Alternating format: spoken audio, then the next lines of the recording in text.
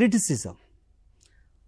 చాలామంది marital family థెరపిస్ట్కి వచ్చినప్పుడు ఏ కోణాన కూడా నన్ను గౌరవించడు మా వారు, లేదు మా ఆవిడ నా యొక్క అందాన్ని కానీ నా యొక్క ఫిజికల్ సౌష్ఠాన్ని కానీ గౌరవించదు, పక్కన వాళ్ళు చూస్తే తల ఎక్కువ గౌరవిస్తుంది.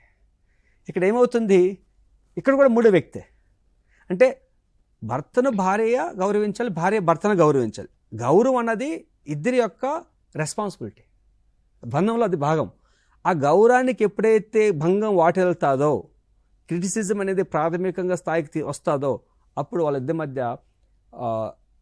రిలేషన్షిప్ బౌండరీస్ అనేది బ్రేక్ అయ్యేదానికి అవకాశం అనుకుంటారు. ఆ యొక్క రిలేషన్షిప్స్ అని బ్రేక్ అవుతూ పోతే these being together, nothing is in between.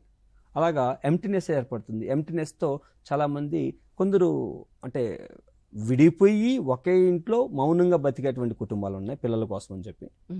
అలాగే విడిపోకుండా ఉండి రోజు దెబ్బలాడుకుంటూ రీక్యాప్చర్ ఆడుకుంటూ పక్క మూడో వ్యక్తిని తెచ్చుకొని ఇలా నడుస్తూనే ఉంటాయి. అంటే మన కుటుంబం మన ఈ యొక్క భారతదేశ సమాజంలో కొన్ని మన యొక్క ఫిలసాఫికల్, స్పిరిచువల్, మన కల్చరల్కి మనం చాలా ఇంపార్టెన్స్ ఇస్తాం కనుక కలిసి ఉండాలి, కలిసి జీవితం ఇలా జరగాలి, ఇది లైఫ్ నీకు. కానీ అలాంటి పరిస్థితుల్లో కొంతవరకు ఓకే. కొన్ని సందర్భాల్లో వ్యక్తిగత విషయాల్లో శోధించి చూస్తే డిస్సాటిస్ఫాక్షన్ ఆఫ్ లైఫ్,